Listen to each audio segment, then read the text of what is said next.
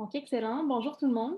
Bienvenue au Congrès pan-canadien de partage des compétences sur la prévention et la lutte contre la violence fondée sur le genre au sein des établissements postsecondaires du Canada. Mon nom est Andréane Saint-Gelais, je suis la coordonnatrice des activités francophones du projet Le Courage d'agir. C'est avec un grand plaisir qu'on vous présente aujourd'hui la séance de notre congrès avec Mélissa Morin-Dupuis. Avant de débuter, un petit mot sur la langue et l'accessibilité. Donc, les personnes participantes peuvent afficher les sous-titres en cliquant sur le lien à cet effet qui a été déposé dans la boîte de discussion. Vous pouvez également écouter la séance en anglais ou en français en choisissant la langue de votre choix dans le menu Interprétation. La séance d'aujourd'hui est enregistrée et va être rendue disponible sur notre site web aux côtés d'une transcription de la présentation. Un compte rendu visuel va aussi être créé. Aujourd'hui, on a avec nous Annalie de Dwarring Change et son rôle va être d'écouter attentivement les propos qui vont être tenus aujourd'hui et de les transmettre sous une forme visuelle. Vous allez pouvoir regarder le travail d'Annalie au fil de la séance et les comptes rendus visuels vont être rendus disponibles pour toutes les séances du congrès et vous allez pouvoir les retrouver sous l'onglet Éducation de notre site web. Ils vont accompagner aussi tous les outils qui vont être créés dans le cadre du projet lorsque les outils vont être publiés dans notre centre des connaissances. Donc, quelques mots au sujet du projet. Le Courage d'agir, c'est une initiative qui est pan-canadienne, qui a été lancée il y a 2 ans et qui vise à combattre et prévenir la violence fondée sur le genre sur les campus postsecondaires au Canada. Le projet s'appuie sur les recommandations du rapport de Possibility Seeds Consulting, un rapport qui s'intitule Le courage d'agir, élaborer un cadre national pour prévenir et contrer la violence fondée sur le genre dans les établissements d'enseignement postsecondaire. Donc, notre projet, c'est la première collaboration pan-canadienne qui réunit des experts, des expertes et des partenaires de partout au Canada pour mettre un terme à la violence fondée sur le genre sur les campus. Une des composantes clés du projet, justement, c'est notre congrès pan-canadien de partage des compétences, congrès auquel vous assistez aujourd'hui, où est-ce que nos groupes de travail, nos communautés de pratique, nos conférencières invités discutent à sujet d'outils, de solutions innovantes, de stratégies qui guident la manière dont on cherche à prévenir et contrer la violence fondée sur le genre, sur nos campus. À travers les séances de notre congrès, c'est avec un grand plaisir qu'on vous partage le témoignage de conférencières invités, mais aussi un aperçu des outils et des ressources qui sont créés par des personnes expertes en matière de violence fondée sur le genre de partout au pays. Les outils qu'on vous présente tout au long du congrès vont être officiellement publiés au cours du mois d'août prochain et vous allez avoir la chance de vous inscrire pour participer à leur déploiement à travers notre centre de connaissances au cours de l'automne 2021. En participant à la séance d'aujourd'hui où est-ce qu'on accueille une conférencière principale, vous vous joignez aussi à un réseau d'experts, de partenaires à travers le Canada qui explorent ensemble pour résoudre des problèmes urgents puis essayer de mettre en place des pratiques prometteuses dans nos établissements. Je dois aussi le mentionner, nos conférences, notre congrès sont soutenus par l'Association des services aux étudiants des universités et collèges du Canada, donc l'ASEUCC. Puis c'est aussi une opportunité d'apprentissage reconnue. Donc, si vous participez à 10 séances ou plus, autant des webinaires que des séances du congrès, on va pouvoir vous remettre un certificat électronique. Notre projet est aussi rendu possible, évidemment, grâce au soutien financier de Femmes et Égalité des genres Canada et du gouvernement du Canada. Avant de débuter, on veut aussi reconnaître que notre travail se déroule sur et à travers les territoires traditionnels de nombreuses nations autochtones. On reconnaît que la violence fondée sur le genre, c'est une forme de violence qui est causée par la colonisation, qui est utilisée pour marginaliser et déposséder les peuples autochtones de leurs terres et de leurs eaux. Notre travail, tout ce qu'on fait vise à honorer cette vérité pendant qu'on s'efforce de le décoloniser et de rendre justice aux femmes autochtones disparues et assassinées à travers le pays. Un petit mot au sujet du travail que vous faites sur les campus pour la plupart d'entre vous. Donc, c'est un travail qui peut être difficile. Il y a plusieurs d'entre nous qui ont leur propre expérience de survivance ou qui offrent du soutien à ceux et celles qui ont subi de la violence fondée sur le genre. Donc, juste un petit rappel de porter une attention particulière à votre bien-être pendant que vous écoutez, vous participez à ces conversations-là qui peuvent être difficiles. Vous pouvez visiter la section Prendre soin de soi de notre site web ou faire un tour sur notre salle virtuelle de bien-être. Les liens vont être déposés dans la boîte de discussion pour que vous y ayez accès. Si le cœur vous en dit, vous pouvez aussi partager votre expérience sur Twitter à l'aide des mots-clics #Le Courage d'agir ou Gender-Based Violence National Skillshare. À tout moment, pendant la séance d'aujourd'hui, vous pouvez nous transmettre vos questions dans la boîte Q&R ou Q&A pour en anglais. Veuillez noter qu'il est possible de transmettre là, vos questions autant en français qu'en anglais, donc il n'y a pas de problème, là, je pourrai les traduire, on y répondra en anglais, en français, pardon, pour les gens qui nous écoutent en anglais, vous entendrez là, la réponse dans la langue de votre choix. Donc, n'hésitez pas à poser vos questions tout au long de la présentation. On va y répondre tout au long. Et s'il y en a là, qui restent à la fin aussi, on aura une période aussi pour que vous puissiez poser vos questions à la fin. Donc, à la fin de la séance d'aujourd'hui, vous allez aussi recevoir un formulaire d'évaluation. On vous demande de prendre quelques minutes pour partager vos commentaires. Ça nous intéresse toujours là, de chercher à s'améliorer de manière continue. Après la séance, on va aussi vous faire parvenir le lien vers l'enregistrement de la séance d'aujourd'hui pour que vous puissiez regarder le tout à nouveau au besoin et partager les informations, le contenu d'aujourd'hui avec vos différents réseaux. Donc, c'est maintenant pour moi un grand plaisir que je vous présente Mélissa Morin-Dupuis. Mélissa est originaire de Connecticut, sur la Côte-Nord. Après un long parcours professionnel durant lequel elle a partagé la richesse de sa culture inuit au public, elle a donné souffle en 2012 avec Wildia Larivière à la branche québécoise du mouvement I Don't Know More. En 2014, elle est nommée présidente du conseil d'administration du Wapikoni Mobile et en 2017, elle reçoit le prix ambassadeur de la conscience d'Amnesty International aux côtés de 5 autres personnalités du mouvement des peuples autochtones au Canada et également d'Alicia Keys. Depuis 2018, Mélissa est responsable de la campagne Forêt menée par la Fondation David Suzuki. Donc, je vais maintenant arrêter de partager mon écran pour qu'on puisse bien nous voir.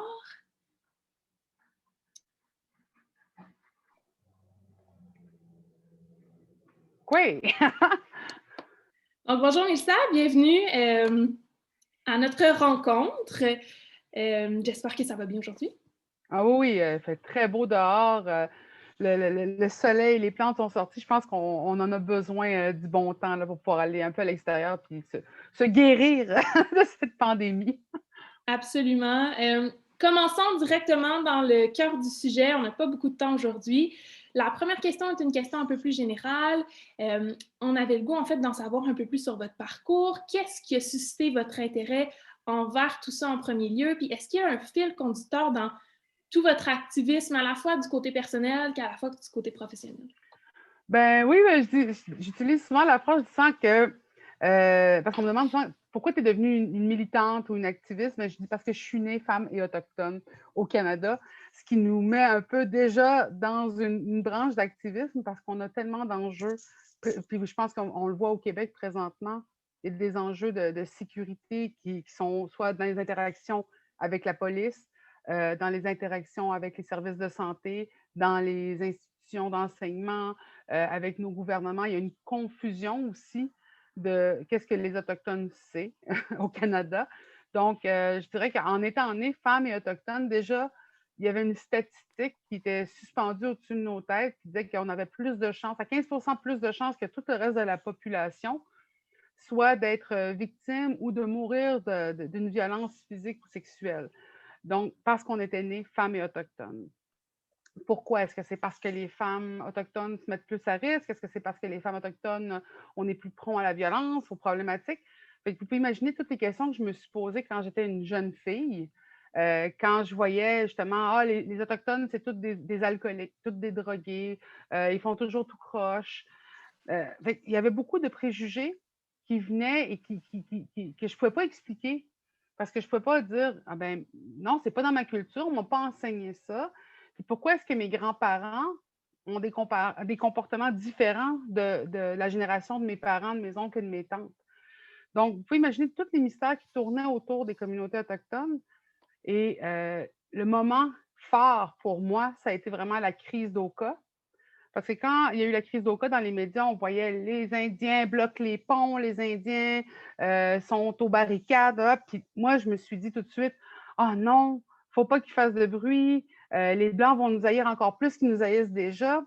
Et je me suis rendu compte en voyant progresser la crise d'Oka, ce qu'on appelle la crise d'Oka, mais qu'on devrait peut-être plutôt parler de la ressurgescence d'Oka, des Mohawks et des communautés autochtones. Eh bien, je me suis rendu compte, hey, c'est vrai, où est-ce que je suis, moi? Où est mon histoire? Y avait-il des Autochtones avant 1534?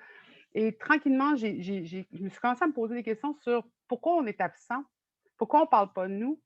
Puis, en plus, je voyais des femmes extraordinaires comme Hélène Gabriel qui reprenaient les rôles de leadership que je reconnaissais de ma communauté, mais qu'on ne voyait pas particulièrement sur le plan des grands médias.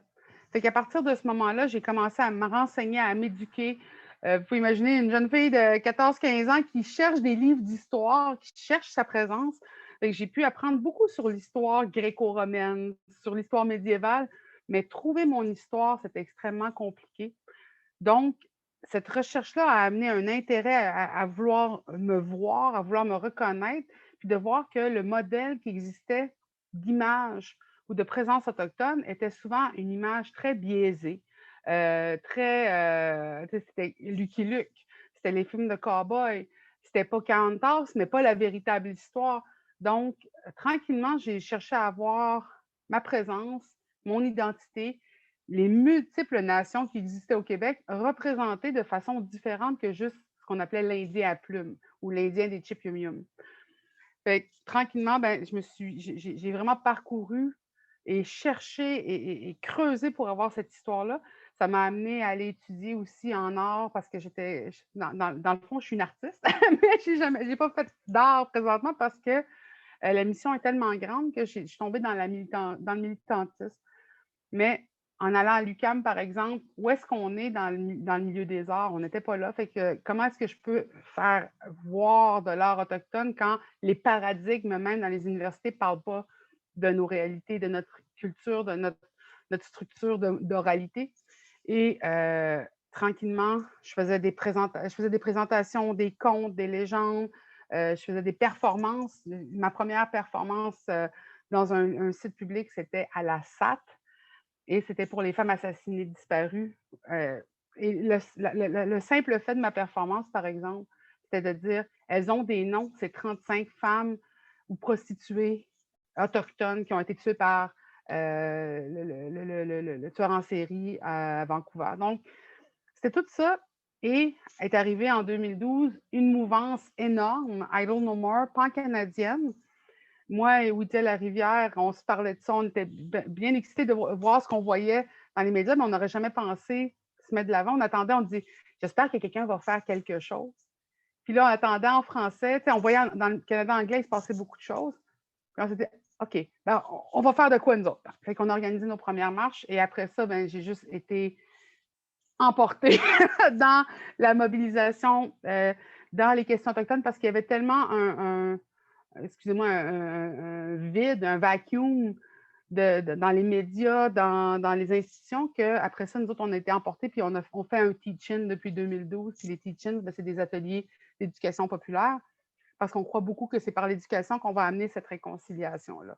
Donc, vous pouvez voir que c'est beaucoup de moments forts et de moments clés qui ont fait que, hey, et là, je me suis comme fait aspirer. Et maintenant, ben, je suis une militante. Et je ne fais pas de performance artistique. Mais je trouve que je viens porter mon message aussi clairement que si je faisais une œuvre. Absolument, puis je pense qu'il y a quand même une forme d'art dans tout ça. En tout cas, beaucoup de choses dans cette première réponse-là. J'ai envie justement de vous relancer sur les formes d'art dont vous avez discuté. Vous avez réalisé un court-métrage intitulé Femmes autochtones disparues, assassinées, court-métrage qui a été fait en 2012. Est-ce que vous pouvez nous en dire un peu plus sur l'importance de ce projet-là, les messages clés que vous espérez que les gens retiennent, puis on pourra aussi mettre le lien peut-être dans le chat, comme ça, si les gens veulent aller visionner le tout, ben, ils pourront le faire là.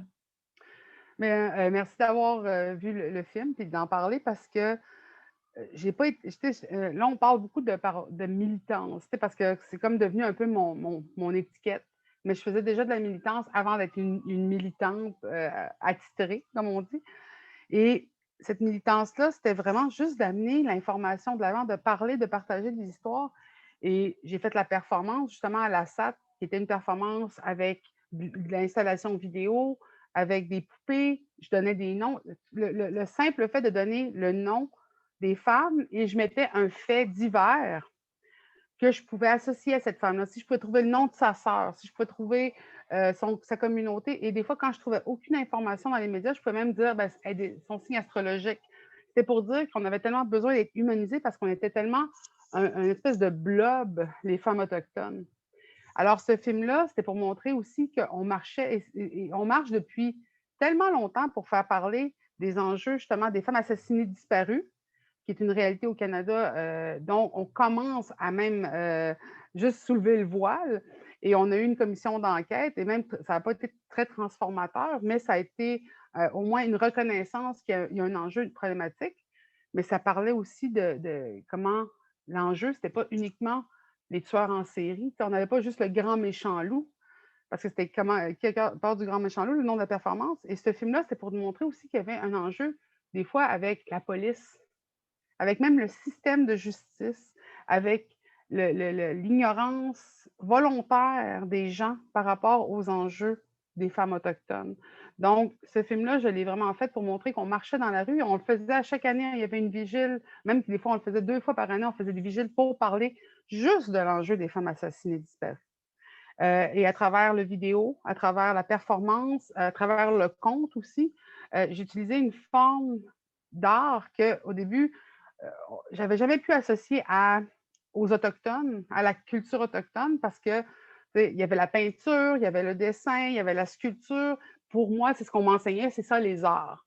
Et quand je suis rentrée à l'UQAM, le programme d'art plastique a changé pendant l'été et c'est devenu à l'automne art visuel médiatique. Moi, j'y vais, puis je suis comme, ben là, je voulais pas faire du vidéo, c'est quoi cette affaire-là? Je voulais faire de la peinture. Pour moi, c'était ça les arts. Mais quand j'ai fait mes premiers cours de vidéo, j'ai compris que c'était la forme naturelle qui suivrait justement les communautés autochtones. Comme on disait, les chants, les histoires, les récits, l'oralité, le vidéo et le cinéma étaient la suite logique pour des peuples qui travaillent dans l'oralité. Donc, j'ai fait des films, j'ai fait des performances, j'ai même fait des contes où, par exemple, pendant une des vigiles, justement pour les femmes assassinées disparues, je parlais de Shannon et Maisie, qui sont 2 jeunes adolescentes qui ont disparu à Kitigan-Zibi. Et j'expliquais que dans la même période de temps, ces 2 filles-là ont disparu et il y a eu l'histoire de Boomer le lion.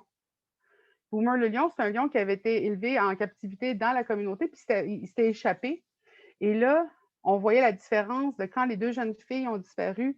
Personne s'est mobilisé pour trouver ces 2 jeunes filles-là. Ah, elles sont allées en fugue, elles sont sorties, elles vont venir quand on va avoir des saoulés.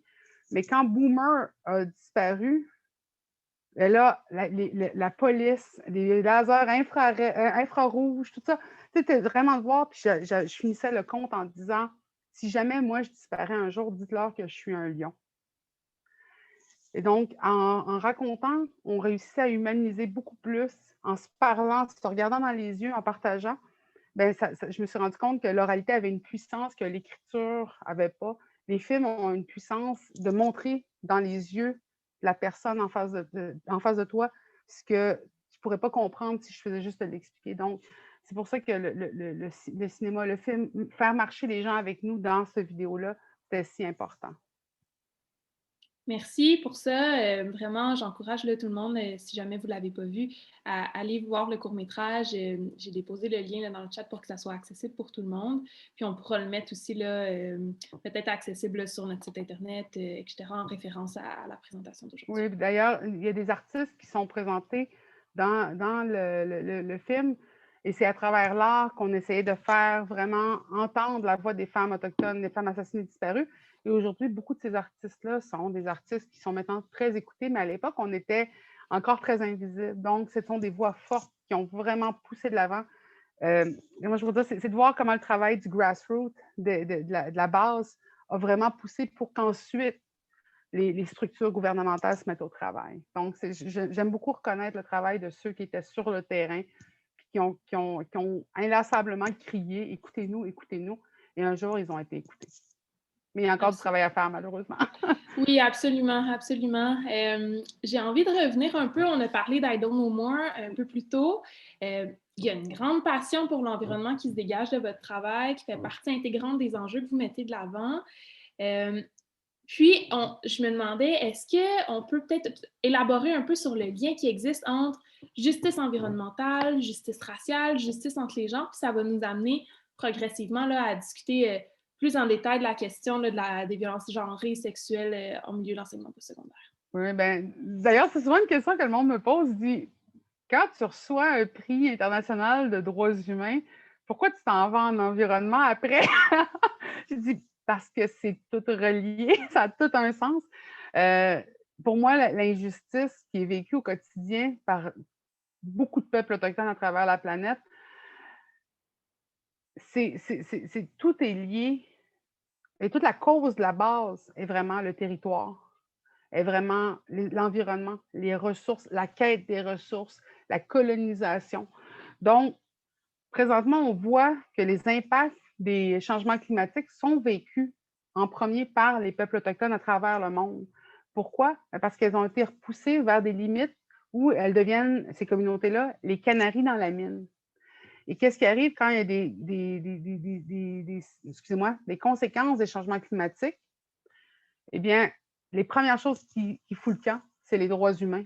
C'est la protection des aînés, des enfants, des personnes malades, des personnes qui sont racisées, des personnes autochtones, des personnes qui ont des handicaps physiques, des personnes qui ont des troubles mentaux aussi. Présentement, on le voit que la structure environnante ne bénéficie pas aux personnes qui sont à risque, alors qu'on a une responsabilité en tant que société, puis culturellement, pour moi, en tant que femme, de protéger l'ensemble de la communauté. Donc, quand je suis allée en environnement, travailler à la protection du territoire, pour moi, c'était juste une suite logique de protéger la communauté. C'est aussi un lien qui est extrêmement fort culturellement, parce que souvent, on rigole, mais on dit que il y a les environnementalistes puis il y a les autochtones, puis que les deux, c'est la même chose, mais il y a une différence, c'est que des fois, certaines personnes ont une mission environnementaliste parce qu'elles ont une mission à cœur. Ça peut être protéger la nourriture, ça peut être protéger les abeilles, ça peut être protéger les baleines, ça peut être protéger la forêt. Et quand tu nais autochtone, c'est de protéger le territoire. Donc, tout ça qui est déjà sur le territoire, donc nourriture, baleine, langue, culture, femme, eau, et ça devient un peu un filet de protection vient de la communauté. Et on a aussi des responsabilités culturelles qui nous suivent avec la naissance. Puis je vais finir avec ça parce que une des raisons pourquoi avec I Don't Know More, je me suis mobilisée en 2012, c'est avec les lois Omnibus qui étaient sorties par le gouvernement Harper, on voyait qu'une des plus vieilles lois des protections de l'eau au Canada était en train de se faire enlever, de se faire détruire. Et on ne comprenait pas pourquoi. Puis là, on a compris, c'est à cause des sables bitumineux, du passage des pipelines de gazoducs, de sable, excusez-moi, de pétrole de sable bitumineux ou de schiste. Et ça, c'était vraiment quelque chose qui est venu résonner chez les femmes autochtones parce qu'on a une responsabilité liée à l'eau. Si je regarde ma fille, je peux voir une rivière millénaire qui remonte par le cordon ombilical de ma fille à moi, à ma mère, à ma grand-mère, qui remonte cette rivière-là jusqu'à la première mère ou grand-mère qui était la terre. Donc, on a cette responsabilité-là, ce lien de famille-là, de protéger la terre, comme on l'appelle la terre-mère, c'est pas juste poétique ou romantique, c'est vraiment une rivière qui coule. Et d'ailleurs, je vous invite à voir l'artiste Christy Belcourt, qui a fait une œuvre là-dessus qui sert justement pendant beaucoup de manifestations pour les droits autochtones, pour la protection de l'eau, qui montre justement ce cycle de l'eau, de la mer et de la grand-mère qui est la terre. Donc, vous voyez comment on ne peut pas s'en défaire. C'est un peu dire, il y en a pour qui leur culture leur dit d'amasser des fonds, de devenir des millionnaires, d'accumuler des richesses plus qu'ils n'en auront jamais besoin dans leur vie. Et nous, notre culture nous a dit, ben, sans cette terre-là, tes enfants ne vivront pas. Donc, on réagit aussi à cette culture du Hatchem, du monstre cannibale qui mange le futur de ses enfants en mangeant les ressources et la planète et la capacité qu'ils ont de pouvoir survivre sur cette planète. Donc, c'est vraiment un équilibre qui est nécessaire et qui, pour moi, est la base. Tu sais, c'est comme l'environnement, c'est le panier pour toutes les autres choses, la culture, la langue, les droits humains.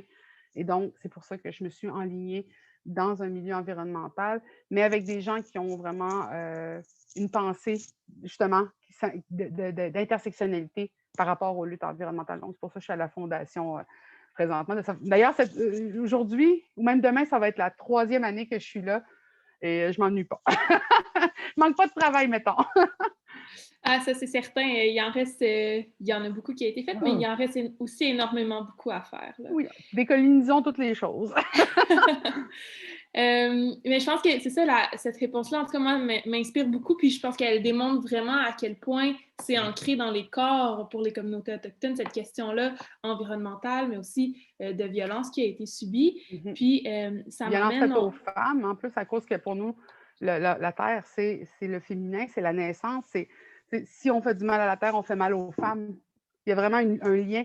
Si les femmes assassinées disparues, c'est une problématique au Canada, c'est à cause de la colonisation, puis d'aller rechercher les ressources, de pousser les communautés en dehors de leur territoire.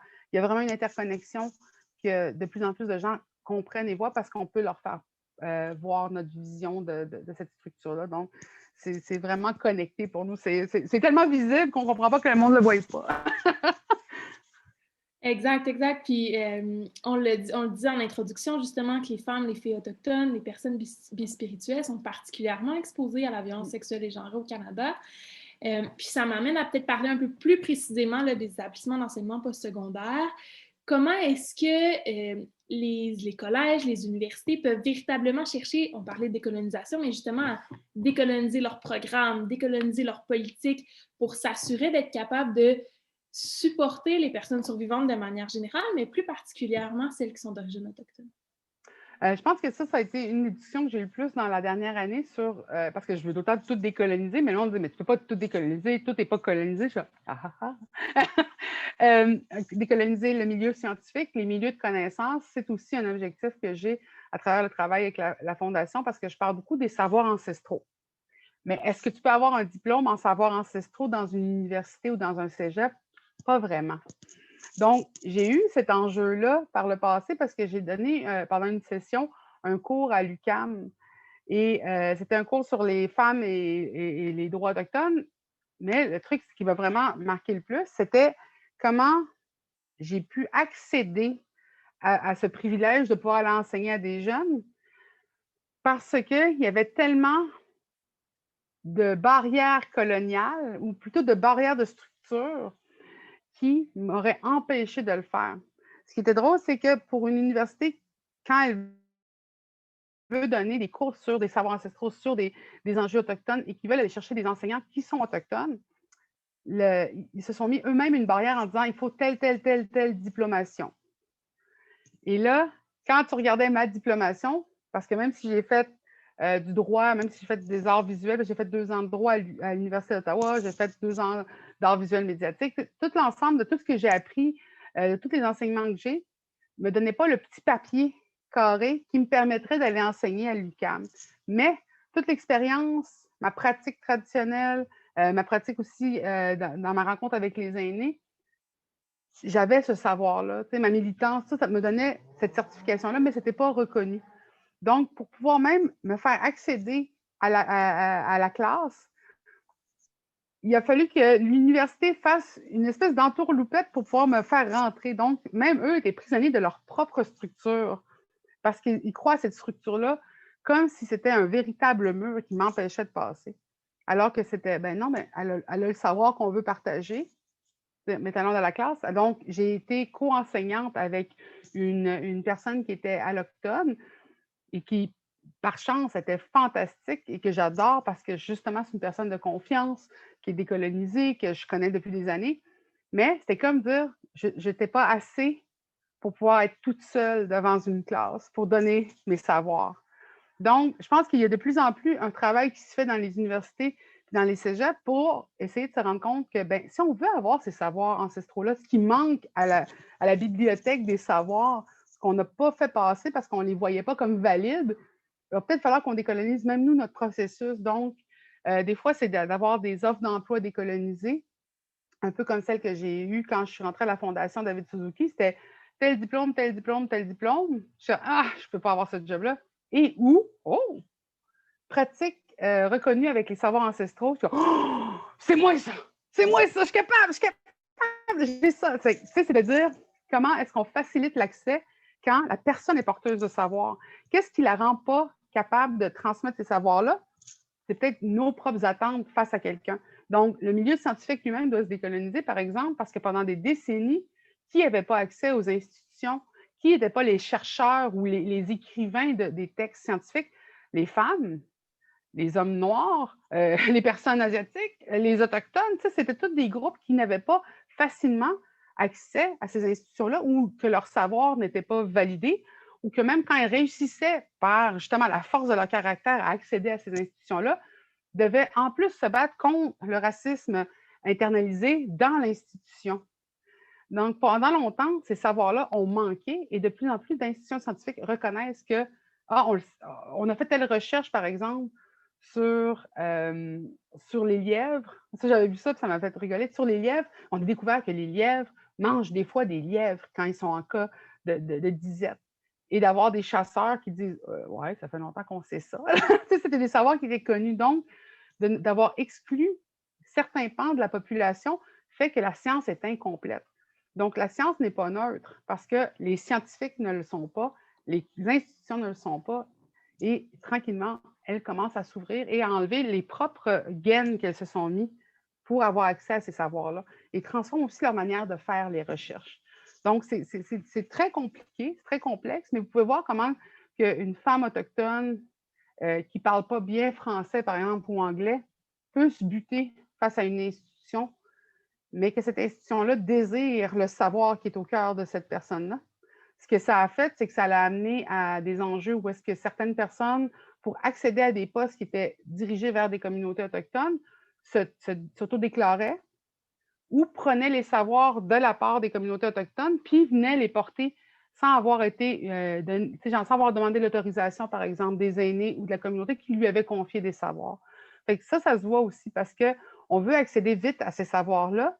Et le plus facile, c'est d'aller vers quelqu'un qui connaît les codes, qui paraît bien sur papier. Mais malheureusement, on a vu, ça a aussi donné des cas où est-ce que, par exemple, je pense aux États-Unis à Dolezal, Madame Dolezal, qui s'était faite passer pour une Afro-Américaine alors qu'elle était une personne d'origine blanche, mais elle a réussi à accéder à des postes hiérarchiques extrêmement élevés parce qu'elle se connaissait les codes, elle savait faire son chemin à travers un système qui était le sien, mais en utilisant la personnalité et la formule que l'université voulait. Donc, même les universités doivent des fois faire des retours en arrière, des reculs, parce qu'on n'a pas encore établi une relation, on n'a pas encore établi des protocoles pour la transmission des savoirs, pour l'accessibilité des femmes autochtones ou des hommes autochtones, ou même des personnes bispirituelles dans l'identification que c'est, parce qu'on reconnaît plus des fois les termes allochtones que comment je peux dire, les structures de pensée autochtones dont il faut prendre du temps. Fait que vous voyez que c'est assez compliqué. Donc, quand je dis décolonisons toutes les affaires, j'en ai pour une mission de vie, mais là... En effet, il faudra certainement qu'il y ait d'autres personnes qui se joignent à ça pour qu'on puisse y arriver, mais je pense que c'est les exemples que vous donniez démontrent bien qu'il en existe des barrières systémiques là, pour les populations autochtones, même dans une université, même dans des institutions qui se veulent ouvertes, qui se veulent démocratiques, et qu'il y a encore beaucoup de travail à faire à ce niveau-là. On parlait justement là, des collaborations scientifiques avec les communautés autochtones. Il y a de plus en plus d'intérêt dans nos collèges, dans nos universités, à faire ce genre de collaboration. Certaines, par contre, ne sont pas toujours fructueuses.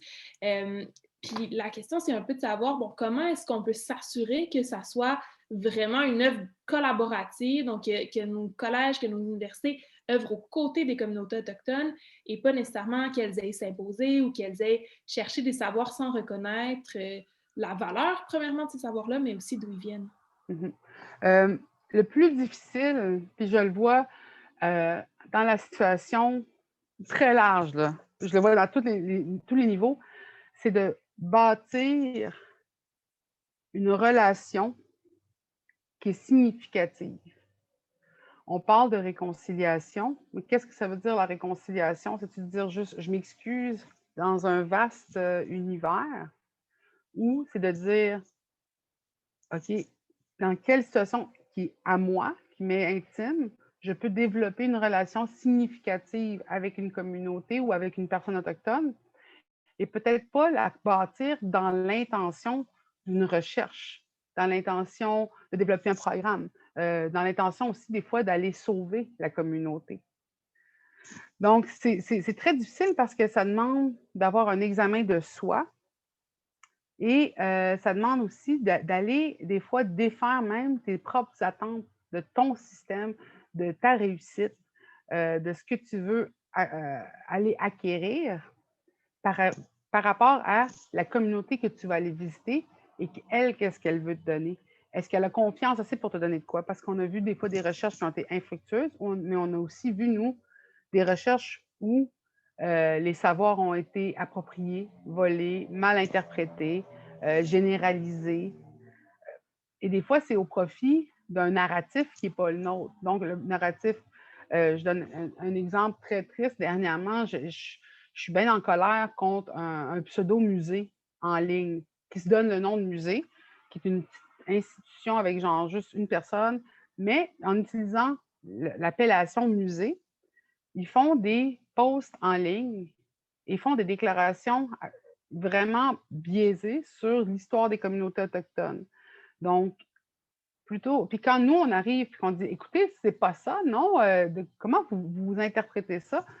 On se fait bloquer et on ne peut plus commenter. Donc, beaucoup de personnes autochtones qui sont allées sur ce musée-là ont commenté et se sont fait bloquer.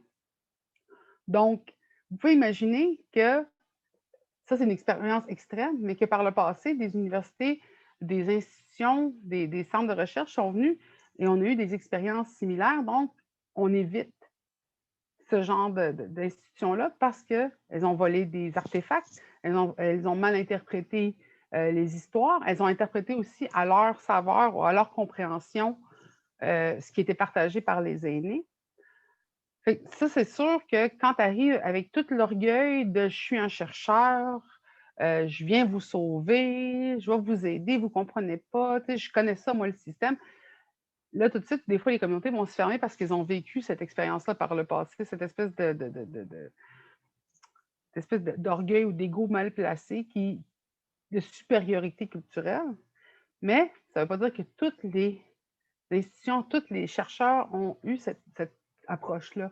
Puis je donne un exemple présentement qui est beaucoup dans les médias, c'est Serge Bouchard, qui est un anthropologue, mais qui a approché la communauté d'une façon respectueuse, d'une façon humble, qui, par exemple, je donne le texte, les récits d'un chasseur de Mingan de Mathieu Mistococho, où il a recueilli ce que Mathieu donnait comme texte, comme histoire. Il dit sans trop comprendre tout le temps ce qu'il disait, j'ai préféré faire le moins de ad-lib sur la traduction et de porter tel qu'il le dit son récit.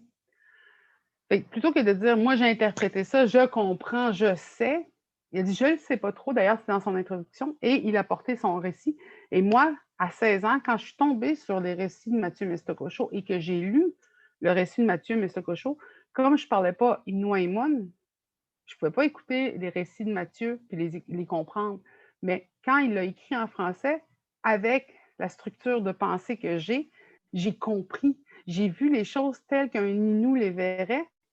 Et là, j'étais j'ai beaucoup remercié Serge Bouchard parce que justement, j'ai pu vivre cette expérience-là sans qu'elle ait été transformée par uniquement la vision de qu'est-ce que ça voulait dire vraiment.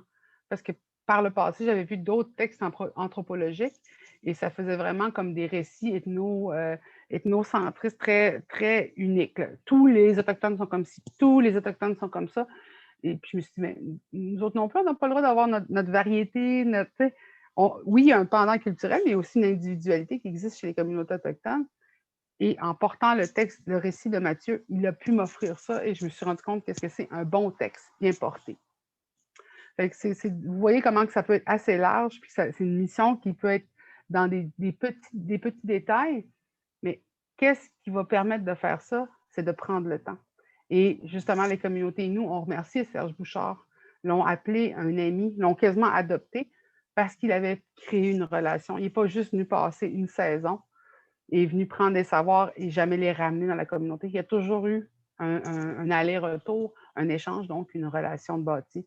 Et ça, c'est pas toujours une manière de faire très désirable quand tu as une maîtrise à écrire ou un doctorat à faire. Mais si on veut parler d'humain à humain, surtout quand on était des humains avec des relations de pouvoir sur d'autres humains, peut-être que ce travail-là doit être transformé justement pour créer quelque chose qui est plus équilibré. Oui, puis on parlait de barrières systémiques tout à l'heure. Je pense qu'il y a clairement des façons de faire à revoir, peut-être plus de flexibilité, plus de possibilités pour être capable de décloisonner un peu ces aspects-là qui font en sorte que des fois, les conditions sont vraiment pas réunies ou optimales pour développer ces liens-là, des liens qui sont importants puis qui mériteraient d'être développés puis d'être élaborés comme ils se doivent, là, un peu comme vous le décriviez.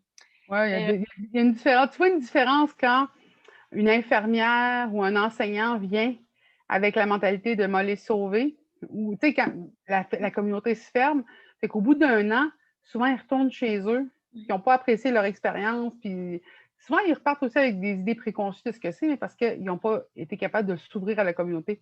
Ils sont arrivés en sauveur blanc, excusez-moi, le white savior qu'on appelle. Et la différence avec ceux qui arrivent très ouverts, ben, souvent, ils se font un petit peu happer par la communauté. Ils ont des bébés avec du monde, puis finalement, ils ne repartent jamais. Puis là, tu vois qu'il y a eu une intégration, mais le travail de ces personnes-là ont bénéficié à la communauté. La communauté était heureuse de le savoir parce que c'était fait dans un respect et dans une ouverture. Il y a vraiment une distinction. Je ne dis pas que tout le monde qui vient travailler dans les communautés va finir marié, là, mais tu vois vraiment une distinction entre ceux qui arrivent avec une mentalité fermée ou une mentalité ouverte de relation. Absolument. On a peut-être le temps pour une dernière question avant d'aller chercher les questions du public plus précisément. Donc, je vous encourage, là, si jamais vous avez des questions, à déjà commencer à nous les écrire là, dans la boîte de questions-réponses. Donc, dernière question qui est peut-être plus centrée sur les campus. Il y a beaucoup de personnes étudiantes, mais il y a aussi des personnes qui travaillent sur nos campus qui sont d'origine autochtone. Donc, la question, c'est un peu de savoir, bien, par où est-ce qu'on commence si on veut créer des espaces plus sécuritaires sur nos campus pour accueillir ces personnes-là puis qu'elles puissent vraiment s'y épanouir puis vivre pleinement leur culture dans le cadre là, de nos campus? C'est une question très variée, puis ça va tout le temps changer selon l'endroit où tu es, selon la nation aussi, parce que c'est difficile de faire un programme unique pour tous. C'est certain qu'on bénéficie tout le temps d'avoir un espace sécuritaire ou identifiable comme un espace autochtone. Puis je donne l'exemple, moi, quand je suis allée au cégep d'Alma, par exemple, on avait un local pour les étudiants autochtones. J'avoue que sur le coup, ça a eu l'effet où je n'ai pas beaucoup côtoyé des étudiants allochtones cette année-là. Mais je me suis fait beaucoup d'amis Atikamekw et Innu. On était tout le temps ensemble. Mais le truc, c'est que ça m'a fait rester à l'école. Je me suis sentie moins seule, moins isolée. On était avec des personnes qui travaillaient pour nous, qui nous aidaient avec des programmes. Puis j'ai pu quand même échanger avec mes collègues dans mes classes qui étaient allochtones. Mais mon noyau, surtout en sortant de la communauté, qui me faisait me sentir en sécurité, puis pas isolée dans une ville comme Alma, ça a été ce groupe-là. Donc, c'est avoir un local, une place où on peut aller perler, manger ensemble, écouter des vidéos, envoyer des emails des fois, parce que ça peut être aussi dur que d'avoir du Wi-Fi. Avoir un endroit où on peut faire du Wi-Fi sans sentir qu'on dérange comme dans un McDonald's ou un Tim Hortons, où que des fois, tu peux te sentir watché par les caissiers ou par les clients. C'est important. Deuxième étape, c'est vraiment d'avoir, par exemple, quand je suis allée à l'UQAM, c'était le cercle des Premières Nations de l'UQAM qui était fantastique parce que j'ai pu faire des activités de promotion, des activités d'échange, on a pu faire aussi de la militance, mais avec une perspective autochtone, sauf qu'on pouvait le faire aussi avec les autres groupes autour. Fait que là, je voyais comme la capacité qu'on avait de pouvoir collaborer dans des enjeux. Mais il y avait encore une discussion qui était nécessaire parce qu'on ne parlait pas beaucoup d'intersectionnalité au début. Tu sais, les enjeux autochtones, les enjeux environnementaux, tout le monde avait son petit local. Mais commençait l'intersectionnalité, la discussion d'intersectionnalité. Ce qui pourrait être important aujourd'hui de nos jours, parce qu'il y a un si grand intérêt autour des enjeux autochtones, c'est de ne pas voir chaque autochtone comme la personne qui doit parler puis promouvoir les enjeux autochtones, la culture autochtone, la sécurité, la réconciliation. C'est pas parce qu'on est autochtone qu'on devient porte-parole de la culture. Moi, ça a donné que j'aimais faire ça, ça a donné que j'ai fait animateur au Jardin des Premières Nations, ça a donné que je suis tombée dans une en plus, je parle tout le temps et je suis hyperactive. Fait que, ça a comme juste à donner pour le milieu montréalais que j'étais le bon fit. Mais c'est épuisant. Et des fois, c'est réducteur. Fait que des fois, je dois avoir ces conversations-là où est-ce que j'explique pourquoi est-ce que pour moi, parler de Star Wars puis de bébé Yoda, comme je le fais à Radio-Canada, par exemple, c'est un enjeu autochtone. Puis pourquoi pour moi, c'est si important? Tout le monde dit, mais là, bébé Yoda, Star Wars, c'est pas important. Mais pour moi, je dis bébé Yoda, ça a été quelque chose de fantastique parce que parler de femmes assassinées disparues, parler de réconciliation, parler des pipelines, parler de l'environnement, de la perte de sécurité alimentaire, de la perte des caribous, c'est toujours parler des problématiques. Mais quand on arrive et qu'on peut parler de bébé Yoda, des films de Marvel, et juste exister, plutôt que tout le temps être dans un mode de résister, c'est fantastique. J'adore ça. J'en mangerai tous les jours parce que je ne suis pas née juste pour chialer. Je suis née aussi pour échanger, avoir du plaisir. Puis pour moi, ben, le narratif de Star Wars, c'est un narratif que, avec la télévision, avec l'Internet, tout le monde a. Fait qu'on a comme un point de départ culturel, une branche culturelle où toutes les cultures peuvent se rejoindre, puis c'est dans Star Wars ou dans des films qu'on a beaucoup aimés ou dans des moments culturels qu'on a appréciés. Pour moi, c'est le bébé Yoda. Bébé Yoda est autochtone. Puis en plus, on fait des petites guerres amusantes, par exemple, entre Atikamekw et Innu, parce qu'on dit, on le sait que bébé Yoda est autochtone. Mais quelle nation? Fait que là, c'est de faire des petites guerres de bébé Yoda Innu, bébé Yoda Atikamekw, mais de juste d'être dans le plaisir. Et ça, c'est quelque chose qu'on n'existe pas beaucoup dans les médias encore, dans le plaisir d'exister, dans le plaisir d'échanger. Donc, de prendre en compte que les personnes autochtones qui travaillent sur les campus ou que les personnes autochtones sur les campus ne sont pas là uniquement pour représenter les luttes autochtones, mais aussi pour représenter le plaisir culturel autochtone, les échanges, le fun. Puis même des fois, de se rendre compte qu'avec les pensionnats, avec la rafle des années 60, il y a eu une perte culturelle. Donc, des fois, même d'aller confronter quelqu'un en disant parle-moi de ta culture, puis cette personne-là, elle a vécu dans des familles d'accueil, par exemple, où elle a eu une enfance difficile, où elle ne parle pas sa langue, ça la confronte par rapport à sa coupure culturelle. C'est de se rendre compte que c'est quelque chose de délicat à demander, de vouloir tout le temps faire la représentation. Fait que des fois, ça peut être juste d'encourager. Ah, c'est une personne, c'est un DJ Inuit. Ben, hey, viens donc faire la soirée chez nous. On cherche quelqu'un, il y a un petit contrat 100$, viens faire de la musique pour la soirée. T'sais. Ça n'a rien à voir avec le fait qu'il est Inuit ou qu'il y a une lutte Inuit ou que. C'est juste parce que c'est un artiste puis qu'il était à Montréal puis qu'il est bon. T'sais. Fait que c'est comme disait si bien justement Florent Volant, on n'est pas ici parce qu'on est autochtone, on est ici parce qu'on est bon. C'est-à-dire aussi qu'on existe pas uniquement dans notre culture, mais que notre culture présentement est tellement en danger ou à risque ou avec le racisme systémique qu'on a aussi cette lutte-là qui nous suit. Mais notre lutte, c'est pas notre identité. C'est juste quelque chose que les gens peuvent nous aider à porter avec eux. Donc, ça peut être d'être porteur de la réconciliation pendant que la personne peut se reposer, juste exister en tant que personne autochtone. Excellent. On est maintenant rendu aux questions du public. Donc, il y a quelques personnes là, qui m'ont écrit pour savoir où est-ce que c'était possible justement de visionner le court-métrage dont on a discuté dans la conversation. Donc, juste un rappel, j'ai mis le lien dans le chat, mais je l'ai aussi mis, normalement, vous devriez le voir là, dans la boîte de questions-réponses. Donc, comme ça, normalement, là, tout le monde a le lien pour aller visionner ça. Donc, je suis très contente que ça suscite autant d'intérêt. On a aussi une question qui est intéressante sur la question du féminisme autochtone. Quelqu'un qui nous demande, est-ce qu'il y a des caractéristiques particulières qui distinguent peut-être le féminisme autochtone de d'autres sortes de féminisme? Si c'était possible de peut-être élaborer un peu là-dessus? Ben, je pense que des fois, il y a une discussion qui doit exister entre les formes de féminisme. On parle beaucoup du féminisme, mais quand on parle beaucoup d'une vision eurocentrée du féminisme, une forme nord-américaine. D'ailleurs, on a pu voir quelques-uns des enjeux, justement, des formes de féminisme qui doivent se rejoindre pendant la marche à Washington, le Pussy Walk, où est-ce qu'on voyait une marche pour les femmes avec les petits chapeaux de chat. Tu avais une marche pour les femmes afro-américaines, puis il y avait une marche pour les femmes autochtones. Et elles marchaient pour les femmes, mais elles étaient toutes trois distinctes.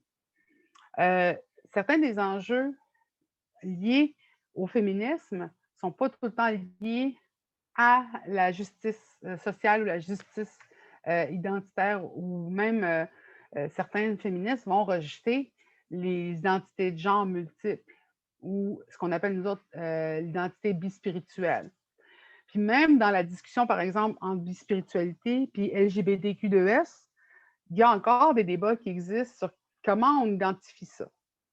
Donc, il faut voir que les discussions sont encore multiples et que la structure de nos formes de féminisme ne sont pas tout le temps les mêmes.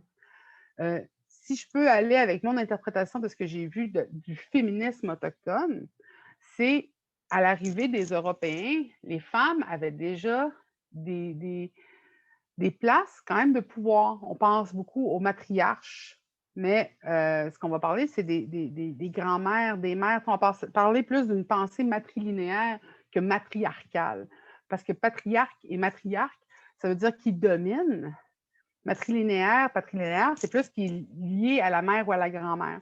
Donc, chez les Mohawks, par exemple, matrilinéaire, c'est comme les femmes faisaient pousser le maïs, la courge, le haricot, étaient gardiennes de la maison longue, le lien familial était lié aux mères. Donc, si un homme se mariait et divorçait de sa femme, il devait retourner vivre chez sa mère. Et les enfants restaient chez la femme. Et le rôle de l'oncle devenait quasiment plus important parfois que le rôle du père biologique. Si tu arrives chez les nomades comme les Inuits, par exemple, bien là, on va parler beaucoup plus de patrilinéaire parce que le père était le chasseur, les femmes s'occupaient du territoire autour du campement. On parle même des fois de chasseurs qui étaient assez bons pour avoir 2 femmes. Mais souvent, ces 2 femmes-là, c'était 2 sœurs. Parce que comme ça, elles pouvaient vivre ensemble dans le même campement et elles prenaient soin du campement. Mais les femmes chassaient aussi.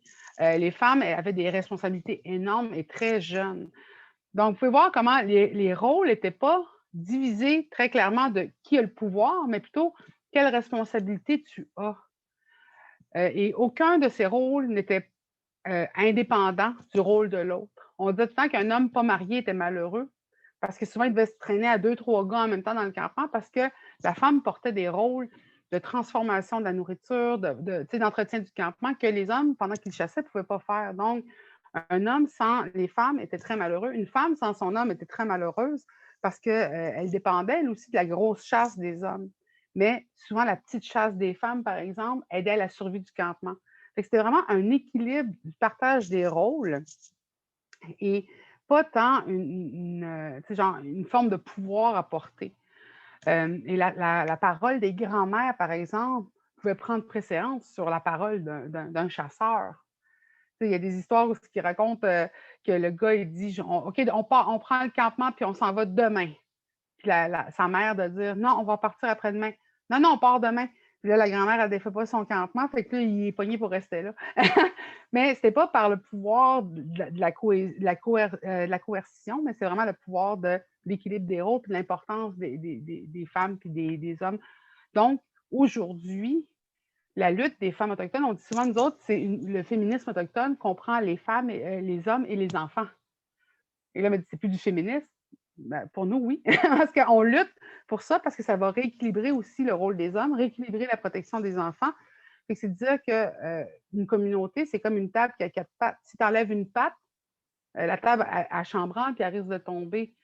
Donc, souvent, il y a un équilibre qui ne se fait pas entre le rôle des hommes et le rôle des femmes. Et des fois, dans des formes de féminisme, ça va être vraiment comme juste faire un shift de pouvoir plutôt qu'un équilibre des rôles et des responsabilités. Donc, présentement, plutôt que de guérir les hommes, on doit essayer de redonner du pouvoir aux femmes. Et des fois, ça crée encore des déséquilibres. Donc, ça inclut même la justice réparatrice, qui est un mot qui n'est pas très populaire présentement dans les formes de féminisme. Parce que j'essaie d'en parler, puis ça ne passe pas encore, la justice réparatrice, mais dans les communautés, c'est une forme d'équilibre qui permet la cohésion sociale. Vous voyez que c'est beaucoup de missions, beaucoup de rôles qui existaient déjà, qu'on a repris, qu'on a remis de l'avant, mais qui ne sont pas dans une forme de lutte du pouvoir. Justement, c'est le contraire. Plutôt que de se mettre au top de la pyramide, on split la pyramide, puis on la met à l'envers, puis c'est un canot. Tu deviens un peu le responsable et le porteur de ta communauté. Puis c'est ça le vrai leadership. C'est pas d'être sur le top de la pyramide puis d'écraser les autres en dessous. Merci beaucoup pour ça. Il nous reste un peu de temps pour peut-être une dernière question, donc on a 3 minutes là, pour y répondre. Fallait pas me Il y a poser de quelqu'un questions sur le féminisme. il y a quelqu'un qui nous demande si c'est possible d'avoir une brève explication de ce que Mhm. c'est la bispiritualité. Spiritualité, c'est de dire que la vision qu'on a aujourd'hui des identités de genre, c'est homme-femme, rose-bleu, féminin, masculin. C'est très bipolaire, mais ça, c'est vraiment la ligne entre qu'est-ce qui existe entre l'homme et la femme. Alors que si on pense d'une bispiritualité, je vous inviterais à voir une sphère. Où est-ce que, comme la planète, le pôle nord et le pôle sud, ce sont juste 2 points, mais il y a tout le reste de la planète. Fait que moi, je m'identifie comme une femme. Je suis hétérosexuelle, pas par choix. Mais je trouve que j'ai beaucoup du masculin dans certains aspects. Par exemple, dans les rôles que j'aime prendre, dans certaines responsabilités que j'aime moins. Et tu sais, je le vois, mais c'est comme si je me mettais dans la sphère à quelque part dans le milieu ici. Mais vous voyez qu'entre deux points, il y a un déséquilibre, mais je peux être n'importe où ici, puis là, quelqu'un peut être un homme homosexuel ou bi. La bispiritualité, c'est d'avoir un peu des deux rôles, mais c'est d'exister aussi dans une non-polarité, justement, des identités sexuelles, comme elle nous a si longtemps poussé d'hommes et de femmes. Donc, ces rôles-là existaient dans les communautés autochtones. On a beaucoup de photos, d'ailleurs, qui viennent du 19e siècle, qui montraient justement l'existence des personnes bispirituelles. Ça pouvait être une personne qui était née homme, qui s'identifiait avec son pénis, mais qui s'habillait comme une femme, qui prenait des rôles de femme. Et donc, c'était tellement plus complexe que de dire juste qu'est-ce qui fait que tu es homosexuel, qu'est-ce qui fait que tu es lesbienne, qu'est-ce qui fait, tu sais, de se mettre dans des espèces de pôles. Là, tu pouvais exister n'importe où dans ton identité et c'était accepté parce que c'était vu comme tu avais un peu des deux. Donc, tu étais un peu chanceux. Tu sortais de cette juste homme-homme, femme-femme et tu pouvais avoir des rôles différents. Donc, souvent, c'était des personnes qui étaient aussi vues comme extrêmement avantagées puis qui participaient, par exemple, pour élever les enfants, qui amenaient beaucoup plus à la communauté qu'aujourd'hui, on peut reconnaître le rôle des personnes qui sont nommées LGBTQ2S. Merci beaucoup. Je pense que c'est une explication, en tout cas, C'est qui bref, moi... mais ça ne fait pas justice à ce que c'est bispirituel, je m'excuse. Non, mais on n'avait plus beaucoup de temps, là, donc merci beaucoup. D'ailleurs, c'est ce qui nous amène là, à la conclusion de notre rencontre aujourd'hui. Encore merci d'avoir partagé vos réflexions, le fruit de votre expertise aujourd'hui. Comme vous pouvez le voir à l'écran, Annalie de Drying Change a créé une vraiment superbe illustration graphique qui illustre notre discussion d'aujourd'hui. La version finale de ce compte-rendu visuel-là va être rendue disponible sur notre site web au cours des prochains jours. Puis, vous allez pouvoir aussi retrouver le lien vers l'enregistrement et vers la transcription de la séance. Au tout début, là, en introduction, je vous parlais des outils qui avaient été développés dans le cadre du projet. Si jamais vous voulez en savoir plus à ce sujet-là ou si vous voulez vous inscrire pour participer au déploiement des différents outils, n'hésitez pas à continuer à suivre le projet au cours des prochains mois.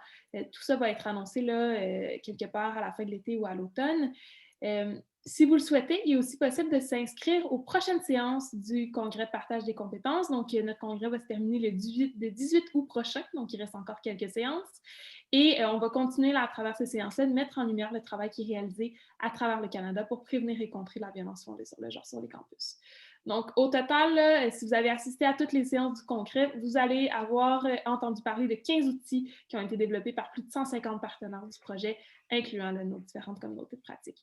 D'ailleurs, je vous invite là, à consulter notre site web pour l'inscription. J'aimerais vraiment prendre le temps aussi de remercier Mélissa encore une fois, toutes les personnes qui se sont jointes à nous aujourd'hui. On a eu de la chance de vous compter parmi nous. Puis un dernier petit rappel là, en quittant de compléter notre formulaire d'évaluation. Donc, à nouveau, merci à tous et à toutes et une excellente fin de journée.